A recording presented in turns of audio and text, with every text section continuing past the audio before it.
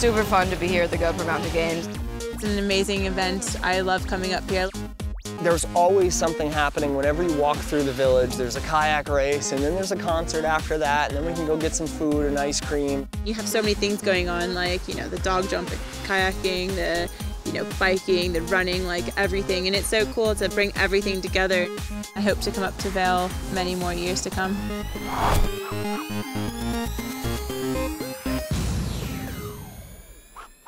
As winter loses its grip on the Rockies and the snows in the high country begin to melt, the sportsmen and women of the mountains turn their focus from skis and boards to bikes, boats, and boulders.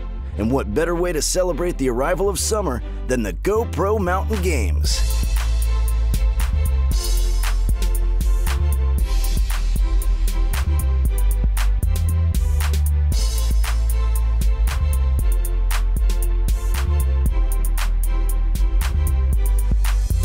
Over the next hour, we're going to join 3 of the top athletes in this festival of competition as they battle through their respective sports. We'll meet Alex Mason, a 16-year-old slackline phenom who is taking this hot new competition to the next level. Slacklining is essentially a 2-inch trampoline. It's all balance, and you just try to, bounce around, do some tricks, flips, spins, whatever you can do. American climber Alex Puccio will tackle problems with the best in the world as she competes in the IFSC Bouldering World Cup. It's an amazing event. I love coming up here. I love doing the World Cup circuit, and I hope for many more seasons, and I hope to come up to Vail many more years to come. But first, it's legendary free-ride mountain biker and family man Aaron Chase, who comes to this year's games straight from Peru, where he just took 3rd in one of the most difficult races in the world, the Inca Downhill. It's gonna be psycho, but my next stop's GoPro Games. I'm coming for you, Vail, Colorado. 48 hours ago, I was dropping in on the gnarliest race I've ever done. 100+ men up at the top of this hill, 14,000 feet. It's a 25-minute course, all fully anaerobic at altitude, super treacherous race. I wrapped up my trip, packed up, did a red-eye home, and the next day flew out here, and here I am. This is the next day. It feels so good to be back in USA. The GoPro Games is one of the few hand-selected events that I do during the year, mainly just because it's so much fun. All my friends come out. It's perfect to bring the family. There's always something happening whenever you walk through the village. There's a kayak race, and then there's a concert after that, and then we can go get some food and ice cream and, play in the water on the fountain, and it's really cool. There's a lot of different stuff to discover in the village. And being a family man comes pretty naturally to Aaron Chase. My dad is probably my biggest inspiration, really. He bought me my first bike, and he showed me, how to ride it, and I used to go and watch him do triathlons, and just, we did a lot of riding together all the way up through high school. I started racing. I got picked up from Cannondale, got on a team, and they kind of brought me up in the ranks, and I kind of got to figure out a little bit of what the industry is all about. And then in 2003, I took it all myself and became my own team, and went and grabbed all my, handpicked all my own sponsors and went for it. I left the race circuit behind for freeride because it appealed way more to me. I mean, there's only one guy that can win racing, and anybody that rides freeride's sick, and they can be somebody's favorite rider. I won the Red Bull District Ride in Nuremberg, Germany, in front of 40,000 people down through the streets, and at the time that was the biggest, hands down the biggest contest, and I won it. I've always strived for producing some of my own movies like Bang Bang or Killing Time or Counterparts, and then the whole Chain Reaction series. These are all critical videos in the history of freeride mountain biking now, and some of them are cult classics, and it's just so cool to be in that era. I'll be honest, that doesn't get much better than that right there. That was beautiful. Anything you did was fresh and fun and exciting, and you didn't have to measure it off of web videos or banger clips that people are putting out, because you just worked all year and did the best stuff you could do, and when it came out, it was always fresh and exciting, and I love the creativity you can get, with filming. But this isn't the set of a Hollywood movie. This is a competition. So Aaron has to take off his filming hat and put on his game face. Stuff that I'm kind of looking for before I sort of prep for an event like this is just, I just want to be comfortable. I want to stand on the lip. I just want to look at the landing. I just want to soak it up, watch everybody else ride, and then, you know, get out there and get loose and comfortable. Because whenever I'm comfortable, I ride the best. Just watching everybody ride makes me want to get my stuff and suit up and get rolling. And once I start rolling on my bike, then it all kind of clicks. But when you're just standing there looking at everybody else ride, you're kind of like, okay, you know, you get to thinking. I don't want to think, I want to do. After the break, Aaron Chase brings his star power to the hill and competes on race day here at the GoPro Mountain Games.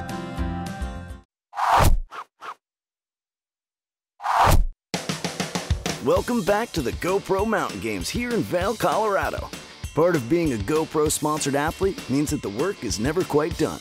In this case, Aaron is needed to produce the GoPro course preview with fellow riders Mike Montgomery and Carson Storch, a job which is truly a labor of love for Aaron. Whenever we do the course preview with all the GoPros, people just trip out. I love all the rigging with the cameras and trying to get like a different shot that no one else is getting, but they shut the course down for a half hour and we just got rigged up with everything. I had the 360 narwhal, which is just two cameras kind of spinning and panning around my head, which is probably one of the coolest shots, definitely one of my favorite GoPro shots, and a shot that I've been doing for a long time. And then other guys had them mounted off their back, way back here, and just whenever you can kind of pull that camera a little bit further and add motion and it's such a dynamic shot, and it adds to just such a great moment. And I love doing those course previews when it's like, let's geek out and get some shots.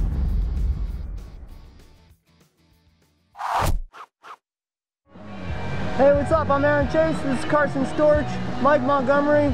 We're here at the GoPro Games in Vail, Colorado, and this is the course preview. So I'm going first. 1, 2, 3, we're going.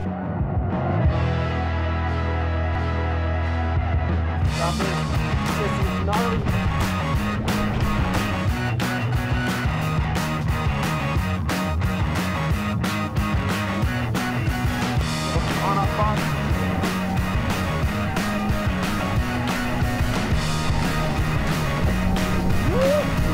Oh, that's a steep one.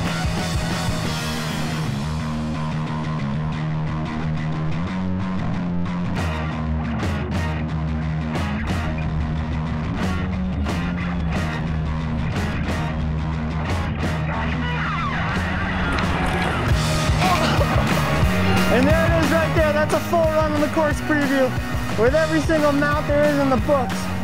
Peace.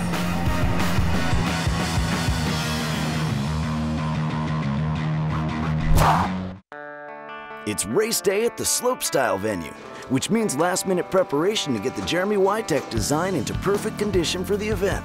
Well, this is morning of the slopestyle qualifiers and finals. Just taking a peek at the course. These guys are watering it. Everybody's kind of filtering in, and the weather's holding out, so it should be a sick day. GoPro Mountain Games is a special one. It's everyone from riders like Aaron Chase to newcomers that have no name that are looking to make a name here. I seriously remember the days, if you had a dirt jump bike, you were invited to one of these contests, and now it's kind of a contest of kids, if you ask me. Like, I don't know half these guys, but they're all hungry, and they're all young, and they're fearless. You got to have features for, you know, the Aaron Chases, the Mike Montgomerys to ride, and also a way for the new kids to make it through. So that was what really inspired the layout of the course, is something for everyone to ride. And this is like one of those contests you don't need an invitation to. You show up, sign up, and you get your name out there and hopefully make a name for yourself. The contest will consist of 2 runs for qualifying and a 2-run final. But before any racing, veteran Aaron Chase takes time to inspect the course. The course is so buffed out, like all the little rocks are out at all the landings, and that just kind of makes all the difference, really, confidence-wise and everything else. When the course is just cleaned up, it's like, it looks like it's been swept, you know, and it's just pretty. The bottom jumps are pretty self-explanatory. That's where the biggest tricks are gonna be. It's the biggest double on the hill, and that's where you're gonna leave your mark. I don't know what I'm gonna do on it yet. Probably flip it or something like that. This landing's got like a good steep knuckle to it, and the takeoff's kind of mellow, so it's like, it's nice, it's perfect, as long as you do your trick perfect. And then I'm gonna skid right into those GoPro banners because I got one brake and slick tires. Like most creative and free thinkers, Aaron is drawn to the part of the course like a moth to a flame, a course feature added by designer Y-Tech that stands out more than anything else. I want to really concentrate on maybe that open loop. I haven't been riding jumps as much as these guys, but I really like that open loop a lot because it's absolute death if you don't do it right. Total death. For a maverick like Chase, conquering this feature becomes as important as winning the event itself. No one's got one of these at their house. No one rides one of these. It's humongous. It's double overhead, and you jump backwards to there, and the only way to do it is upside down in the middle. And I just think you gotta have it in your head, and then you gotta commit to it, really. And I think my goal for the day is just to loop this thing, and then wherever I end up, but not many people have seen one of these. I want this today, right? I said you were gonna have it. I think I got that thing. I mean, if you can visualize it, you can do it, right? Yeah. Right? Yeah. Practice on the course reveals the truth about free riding at this event. The talent pool is deep, and with riders like Mike Montgomery in the field, there's no doubt Aaron will have his work cut out for him. I don't think too far ahead. I concentrate on what I want to do and try to execute that. And if that qualifies me, then I got another problem. I got to figure it all out again. Out of 54 riders, Aaron will go 50th in qualifying, giving him plenty of time to inspect the loop and see what other riders are doing. Perfect execution could mean an easy pass to the finals, but one mistake, and he not only says goodbye to the finals, but also risks serious injury, something this rider knows all too well. Well, throughout my career, I've rolled the dice many times and broken, over 25 bones, and I got a rod in my femur, but it wasn't until 2007 where it really knocked me straight and made me think about what I was doing, like just to my body, really.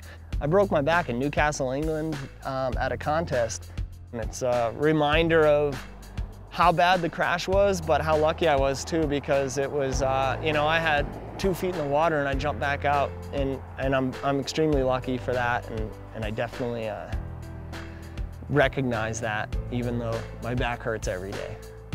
After dropping in, it's apparent Aaron is making a run at the loop.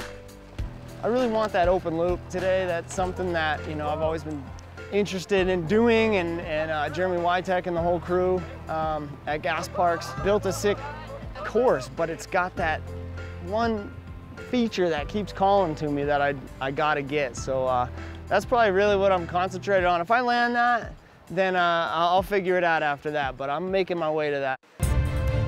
The time for talk is over. Aaron drops in for his first run of qualifying.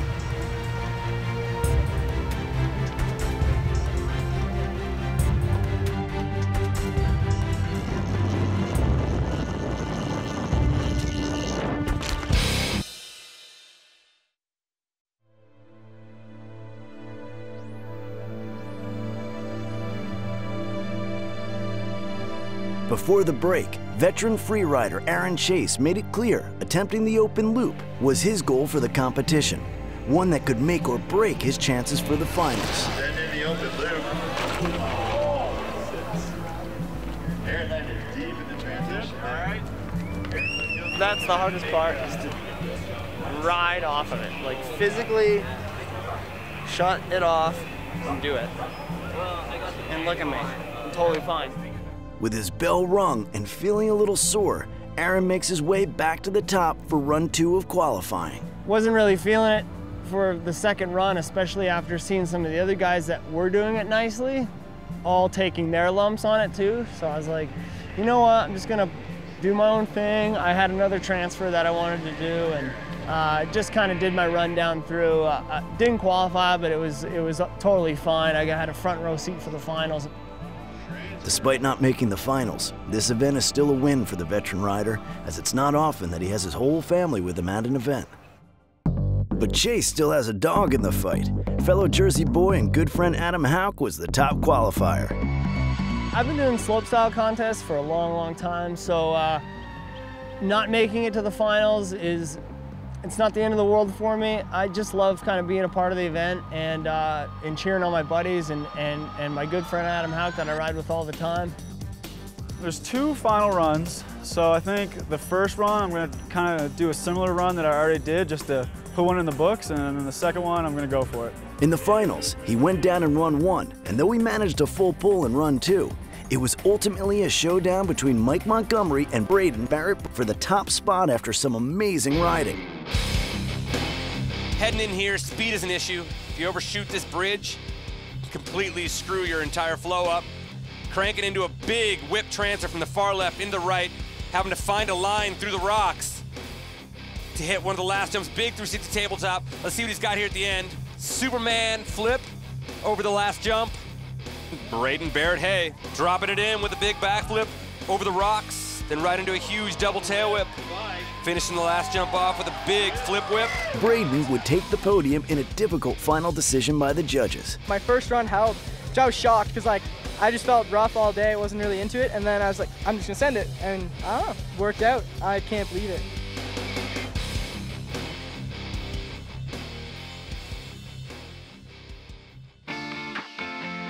Despite not making the final, the weekend is still a success for Aaron as he puts the event into perspective as only a veteran can.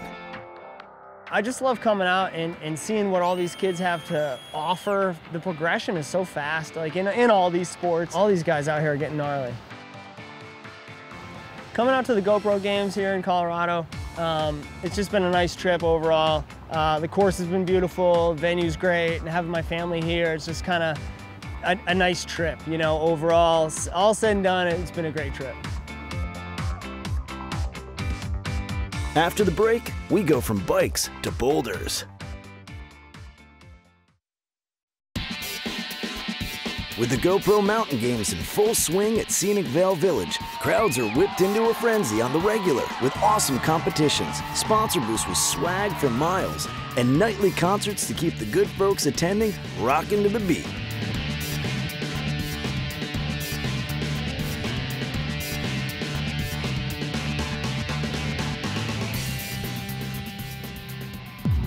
Part of the GoPro Mountain Games is the IFSC Bouldering World Cup, the only World Cup to take place on U.S. soil. The best in the world converge on Vail to tackle the problems presented to them. Top American female climber Alex Puccio has been traveling the world and is ready to compete on home turf here at the GoPro Mountain Games. Was born in New York, Rochester, New York. Moved to Texas when I was about 6, and when I was about 13, my mom got me, my little brother, my little sister into climbing. You know, it's an amazing event. I love coming up here. I love doing the World Cup circuit, and I'm so glad to be able to be back with my family since I live in England right now. Hopefully move back to Boulder in the next few years. And yeah, I hope for many more seasons, and I hope to come up to Vail many more years to come. When I started climbing, there's a coach, so the gym that I trained at is called Exposure, and I really wanted to be in the climbing team. But they said I was too old and that they couldn't mold me into, you know, a good climber. I'm like, gutted because I really want to be on the team. And so I try to get really strong on my own and try to prove that, look, I can be a good climber, and I'm really devoted and I have a big passion for this. So eventually, when I was around 15, the coach let me be on the team, and I feel like ever since then I've been trying to prove things to myself, and not so much other people, but prove to myself, like, if I have a goal in mind, that I can do it and I won't stop until I succeed. She's a very tough, diligent athlete. She's by far the best female athlete that we've ever had as far as bouldering is concerned. I'm very proud to have her on the team. She's worked really hard to get to where she is right now, and she deserves all the credit for it. I've done the whole circuit. So this is my 3rd year doing all the competitions, and in this year I'm currently 4th overall again, but I have 3 third-place finishes this year, and you know, I'm still looking for that 1st place finish. I'm always so close, but you know, it just takes, you know, you can slip one time and that's it. So it's bit of luck, a bit of strength, and a bit of you really need your mental game on. The morning of qualifying, like at any important competition, is a little tense. However, in climbing, there's a twist. Athletes are put into what is called isolation before the event. This is to ensure that no one has a chance to see the routes set in competition. Everyone has to try to figure out their own way to get up the wall without seeing anyone else, because you have it's like usually pretty tricky, and we call it beta, and you're not allowed to see the beta to get up the wall because then it could be an advantage and help you. So make it fair for everyone. Everyone has the same advantages by being in isolation and not seeing anyone, and you have to go out there and use your own mind and try to get up the wall with what you know, not what you see someone else do. In bouldering, 5 routes are set by the route setter. The climbers then have only a limited time to study each route before climbing. This is the qualifying round, and we have 5 boulder problems per gender. Essentially, we're trying to test the climbers on a diversity of styles. So the object, of course, is to get to the top. Each competitor has 5 minutes to climb. They climb for 5 minutes, they rest for 5 minutes, they climb for 5 minutes. The scoring is done based on the number of tops that you get, meaning that you climb to the top of the boulder problem and match it. And if you don't get to the top, then there's what's called a bonus or a zone in the middle of the boulder problem. So if you control that, then you essentially get half of a point. So the ranking that's created for our semifinals, top 20 go to semifinals, is based on the number of tops you get, the number of tries it takes, and then the number of bonuses or zones that you have. After isolation, Alex and her competitors are shuttled to the event site. I'm up 3rd in this event right now because there's a world ranking, and if you're what place you are for the world ranking from all the other competitions, it's a 12-month thing, so some of these comps and some of the last year's competitions decides who goes first. So in this stage, they say it benefits you a little bit if you can go first because you don't have to sit in isolation for so long. So your reward for doing better in the competitions is being able to go earlier in the qualification round only. Whatever you make in the qualification round, the best climbers will climb last tomorrow. So then you sit in isolation for a long time. But at this time and stage, so Anna is 1st ranked in the world, Akio's 2nd, and I'm 3rd. And then you'll have your 4th, 5th, 6th, and so on. As qualifying starts, it's apparent to Alex that the high altitude of the Rocky Mountains is going to be an issue. It went pretty well for the first 3 climbs. I felt really sick after the second one. I think we're all, after every climb, like you do a climb, then you go back into isolation, and we all like said the same thing. We all had this like expression on our face, like we're about to die, and all of us were just like, oh, I can't breathe. We're all panting and trying to drink as much water, and I felt so sick to my stomach after every climb because you're just trying so hard. I think in altitude or something, just not used to it. And yeah, and then the 4th climb, I slipped once. Luckily, it was in the beginning because I think if you fall at the top, you're a lot more tired. And then the last climb, I slipped on the starting position twice, and then I did it. So yeah, it went pretty well. So.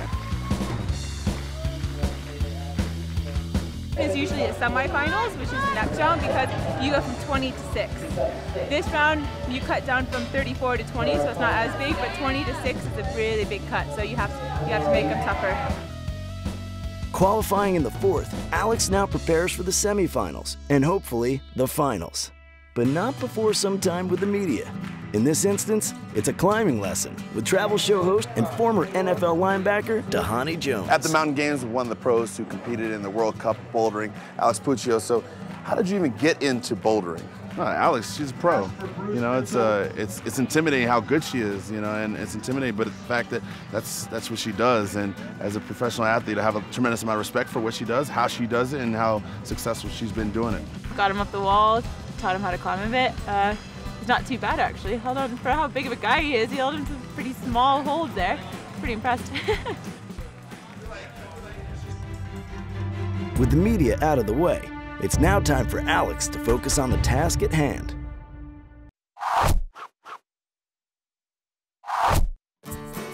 The GoPro Mountain Games features a massive menu of events for pros, Joes, and families. Each year, one of the most memorable and muddy events is the Eddie Bauer Mud Run. There are multiple categories of runners, from the serious to the sassy. So if you're down for having fun and getting a little dirty in the process, this event is perfect for you. And if mud isn't your thing, there are plenty of other great events for you to enjoy. The morning of the semifinals brings a packed house to the bouldering venue at the GoPro Mountain Games. The top climbers in the world are here to participate in what is the only World Cup bouldering event on U.S. soil. After qualifying in 4th position, Alex arrives from isolation with a new task at hand. She must now make it through the semifinal round of 20 and be in the top 6 to make it to the afternoon final. Hoping for a strong showing in the semis, things did not go as planned for Alex. After the first climb, I didn't get to the top, and that's usually the hardest point. If you don't get to the top of the first climb, I think with a lot of people, it sets your mood and everything, and a lot of people, that's where they mess up by, it gets in their head, and then they just think they're, not going to do well, not going to make it into the next round. I think I've learned really well that, I was really angry, but then I have to just turn it off, channel it, and just realize, look, these can be really hard. Don't give up yet. It's not over yet. I didn't do a single climb this semifinals. 2 girls did 1 top, and then 1 girl did 1 top. Then the other 3 of us didn't get a single top, but we got the bonus hold where you have 1 taped hold in the middle of the climb somewhere. And 3 of us girls got to at least 3 of the bonuses. The boulder problems are really, really hard in semifinals, and because of those bonuses, us 3 girls made it to finals as well. Despite a taxing semifinal, qualifying for the finals coupled with the energizing crowds of this IFC Bouldering World Cup has Alex charged and ready to climb. It's been 4 years since her first and only World Cup win. After spending much of her time climbing in Europe, maybe Vail's spirited hometown crowd can boost her to victory. Her first inspection reveals a challenging set of problems. The first climb, I was the only girl that couldn't figure out the very start move, the very first movement. I just thought I was very tired. I was like, well, maybe I'm really tired or I'm really weak or something. And I was like, what's wrong with me? And then after falling 4 times on the very first move, I realized I was doing it wrong. And then I did it the right way, which wasn't a hard thing to see, to do it the right way. So I felt really silly. And then I did it right on my 5th try, and then I went to the top.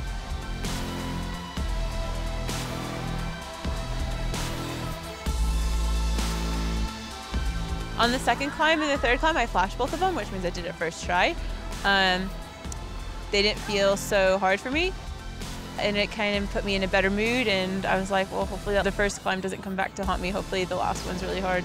The girl before me, Shauna Coxey, the English girl, she had flashed the 1st and the 2nd climb, and then I think she fell once or so on the 3rd. And I had a lot of falls on the 1st one and flashed the 2nd and 3rd. So I knew that I couldn't come in 6th place. I knew the worst I could do was 5th. And then I knew if she did it, then there's no way I could come in 1st. After she didn't do it, I didn't get excited for her not doing it, but I got excited that it was hard. I knew it was a harder boulder problem. And that's what I needed if I needed any chance of winning whatsoever. So, and then after she didn't do it, I knew it was up to me, and if to do it or not to do it. So after I had 1 mishap on it, and if I did it first try instead of 2nd try, I would have won as well. Puccio's up first for problem 4. The only American left in this competition. She's already fallen once. And right now, Puccio is scoping out the problem. She'll start off with her right hand on that crimp. Moving up, left hand pinch on the arete. And this is where things get tricky. Big dynamic move right there into the overhang, takes her left foot up into a heel hook, and just look at the strength that it takes to hang inverted right there. As she comes from that undercut, she comes up to that super gnarly crimp with her right hand. She reaches up and matches that. Now left hand over to the sloper as she eyes the top of the wall, and that finishing jug, she's got it. A perfect climb from Alex Puccio. I fumbled it the first time, and then the 2nd try, I was really amped. I knew I could do it. It was my style. So, did the jump move in the middle of the climb, and then just climbed to the top, just make sure I wasn't going to fall. Climbed really secure, and was really excited when I grabbed the finish hold.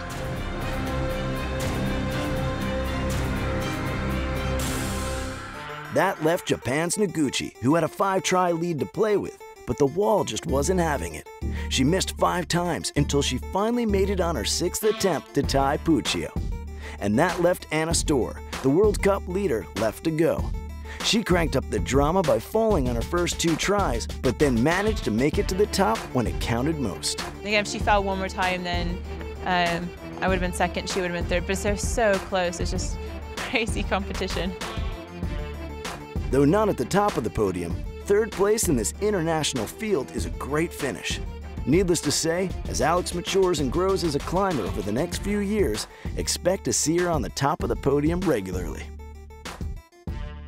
When we come back, we meet a 16-year-old phenom in the sport of slacklining.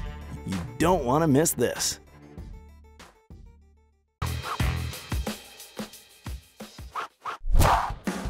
The GoPro Mountain Games are no stranger to progression in modern adventure sports culture. Arguably, the strongest evidence of this is in the relatively new sport of slacklining. Here, competitors balance on what is basically an inch-thick tightrope, performing all manner of tricks including spins and flips. This year, the Slacklining World Championships are taking place at the Mountain Games, and on the cutting edge of this sport is Alex Mason.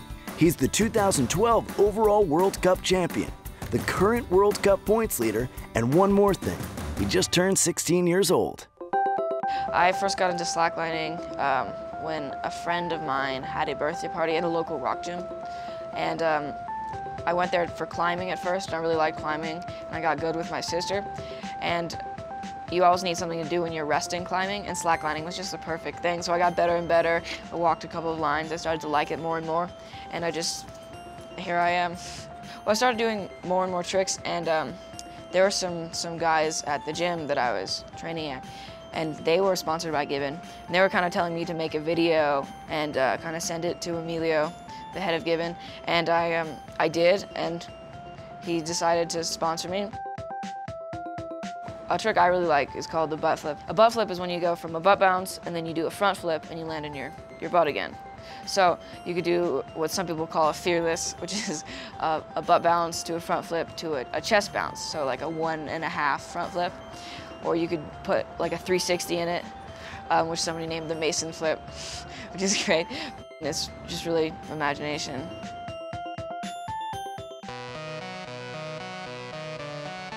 On the opposite end of the spectrum is GoPro athlete Andy Lewis, the guy who most would consider to be the godfather of slacklining and a tribal leader, and also never afraid to give his opinion on the sport. I'm pretty much known in the community as kind of being the father of trick lining. I was the first person to land the backflip from feet to feet, where you jump up, do a backflip, and land back down on the line. And since I landed the backflip in 2005, the trick line has not stopped evolving ever since then. I started doing a lot more tricks and inventing tricks and loving to make new tricks, and that was kind of like my artistic outlet in my life. I was going slacklining and making new movements, making new spins, rotations, grabs, and having fun with it. People would learn my tricks from the competition before, and at the next competition I'd have new tricks. Now I'm like the only person in the top 8 now who's actually on their way out of the top 8. Everybody else is on their way up into the top 8. It's a little bit of a paradigm shift to come out and just be completely nervous. Just be like, oh my gosh, all these kids have so much talent, and I'm gonna go out there and just embarrass myself.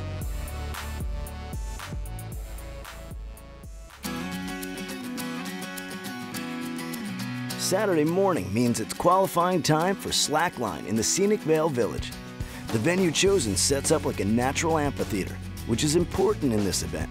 Slackline is as much a performance as it is an individual sport, and a stoked-up crowd plays an integral part in getting these athletes hyped.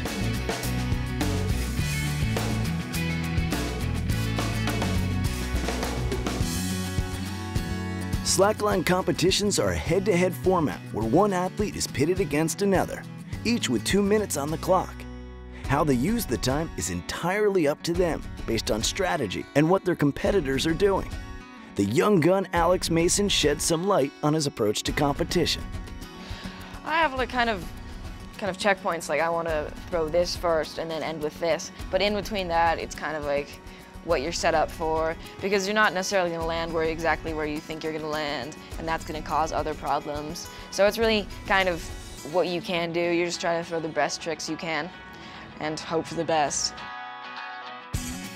Style definitely comes in a lot to play. Dabbing is when you kind of put a foot down, and dabbing is considered bad style because it's when you like over-rotate a trick or you do something wrong, you can kind of dab to recover. And like the best style is just clean, you know, no dabbing, just doing everything clearly how you meant to do, rotating, not flailing in the air. There's a reason Alex Mason's nickname is The Machine. He's relentless in competition, laying down a torrid display of tricks that make his competition press to get ahead.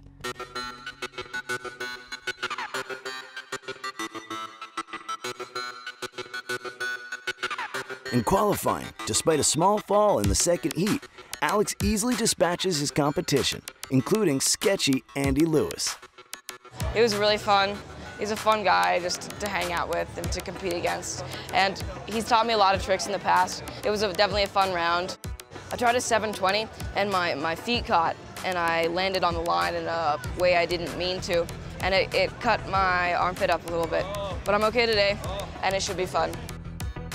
The reigning world champion and one of Alex's strongest competitors is the 18-year-old Italian Lucas Huber. I really like Lucas's style. He's got a lot of really great tricks, really cool combos like Misty Flip to Butt Flip. It's really, really fun to watch. He's a really impressive slackliner. When he hits his flips, when he has a good day, it's really hard to beat him. So Lucas lost his match to Justin Wagers, and everybody has a bad day. I guess Lucas didn't warm up or something, but he can still pull it back because it's a three-way tie in that bracket now. So whoever wins the three-way tie is the winner of that bracket, and whoever comes in second is the runner-up of that bracket. So it could still go any way. In an unusual circumstance, Huber is forced into a tiebreaker to qualify against Justin Wagers and Toru Osugi. Everybody has 45 seconds, and everybody has to show what he can do on the slackline, and then the judges will decide who's gonna make it to the semifinals.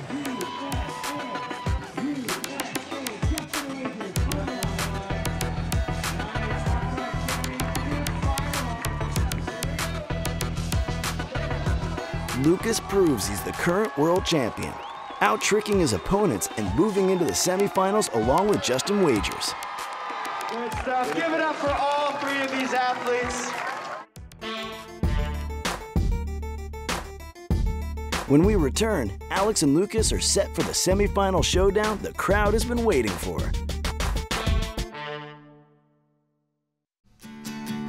With perfect summertime weather, the crowds are out in full force for the Slackline World Championships. The MC, Josh Greenwood, has the crowd whipped into a frenzy for the semifinals. In round one, Benny Schmidt takes on Justin Wagers. Benny Schmidt on the line. Nice Buddha start from him. Well, 180 to 540 combo, 360 into the free fall. Huge spinning combo. Oh man, what a start. 720 to free fall. Big combo stepping off the line. Both of these guys have huge tricks, just like that one, 720. Getting tricky, make some noise. Oh! 1 minute and 37 seconds for Justin. Oh, almost getting the free fall. In an attempt to transition to a chest bounce in his next time on the line, Justin injures himself. So what happened to Justin was he tried a butt flip to chest bounce. And often with spins like that, like more than just one rotation, you can get a little bit off in the air. And when you chest bounce, if you're a little bit off and you're going really fast and you've done a really big bounce, and the line slips off, it can just take skin off the face and give you a concussion.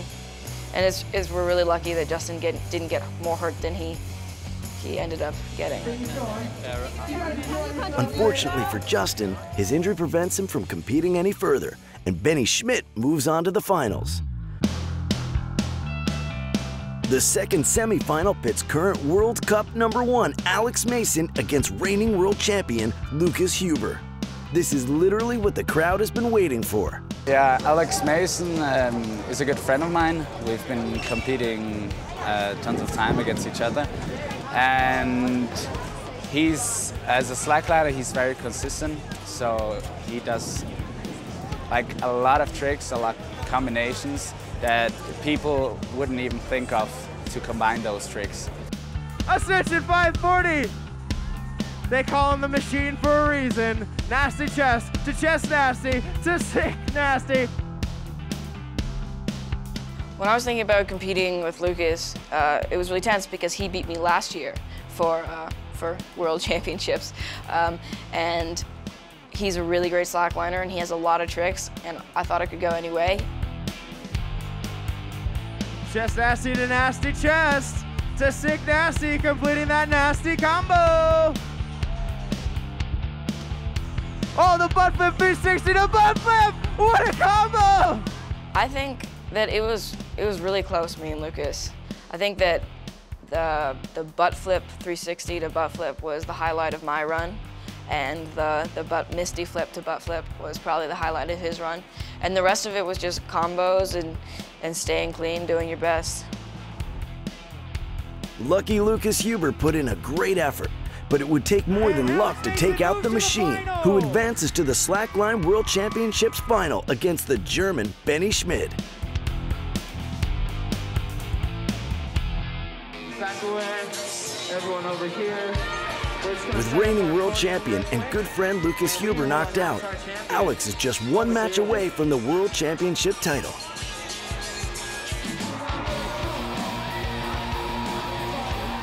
Big squirrel now butt flip, sticky butt bounce. I think I got a little more used to the mountain air and I just started to have more fun with it. Tried to, you know, get everybody having fun, enjoying themselves, and trying to put some strategy in it, just hoping to win.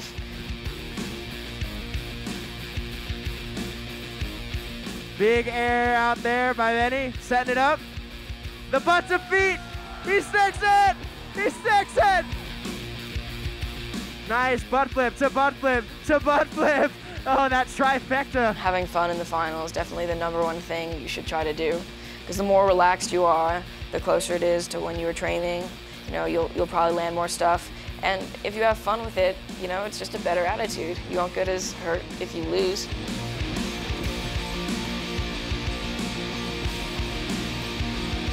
Yeah, butt flip to 3. Yeah! Good comboing out of that.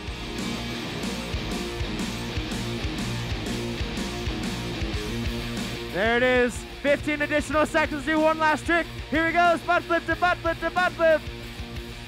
On the line, time running out. What's it gonna be? I was just really hoping to win against Benny because I knew that I had to, or have the tiebreaker tomorrow, and it worked out well.